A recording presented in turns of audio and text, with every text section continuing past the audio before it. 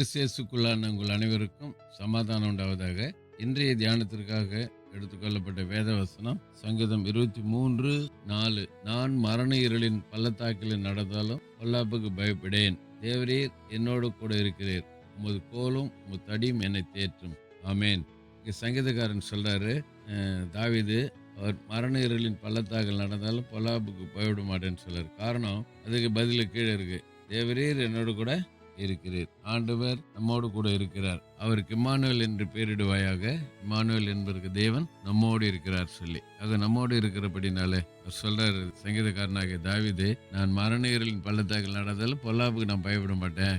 ஆண்டவர் என்னோடு கூட இருக்கிறார். அல்லேலூயா. அதான் ஏசாயால கூட சொல்றார், நீ பயப்படாதே, நான் உன்னுடன் இருக்கிறேன், திகையாதே, நான் உன் தேவன், உன்னை பலப்படுத்தி உனக்கு சகாயம் செய்து நீதி விலகத்தான் உன்னை தாங்குவேன்னு சொல்லி வார்த்தைகளை நான் பார்க்குறோம். அதனால அந்த அடிப்படையில் இங்கே சங்கீதக்காரனாகிய தாவீது சொல்றாரு, நான் மரண உயிரின் பள்ளத்தாக்கில் நடந்தா கூட நான் பயப்பட மாட்டேன், பொல்லாப்புக்கு நான் பயப்பட மாட்டேன்.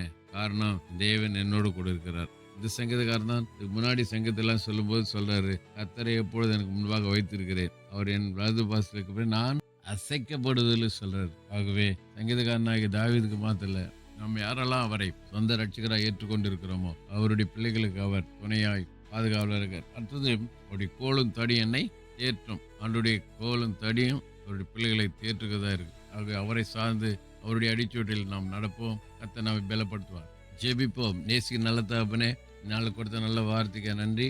வார்த்தைகள் நாங்கள் பிடித்துக்கொண்டு ஒவ்வொரு நாளும் வெற்றி நடைபோட உதவி செய்யும். இது எங்களோடு கூட இருக்கிறபடினாலே நாங்கள் பொல்லாப்புக்கு பயப்பட மாட்டோம். அந்த விசுவாசத்தோடு அந்த நம்பிக்கையோடு ஒவ்வொரு நாளும் வெற்றி நடைபோட உதவி பலப்படுத்துங்க. இயேசு நாமத்தில் ஜெபிக்கிறோம் நல்ல பிதாவே. ஆமேன். நம்முடைய கர்த்தரும் ரட்சகருமாகிய இயேசு கிறிஸ்துவின் கிருபையிலும் அவரை அறிகிற அறிவிலும் வளருங்கள். அவருக்கு இப்பொழுதும் என்றென்றைக்கு மகிமை உண்டாவதாக. நம்முடைய கர்த்தராகிய இயேசு கிறிஸ்துவின் கிருபை உங்கள் அனைவரோடு கூட இருப்பதாக. ஆமேன், ஆமேன், ஆமேன்.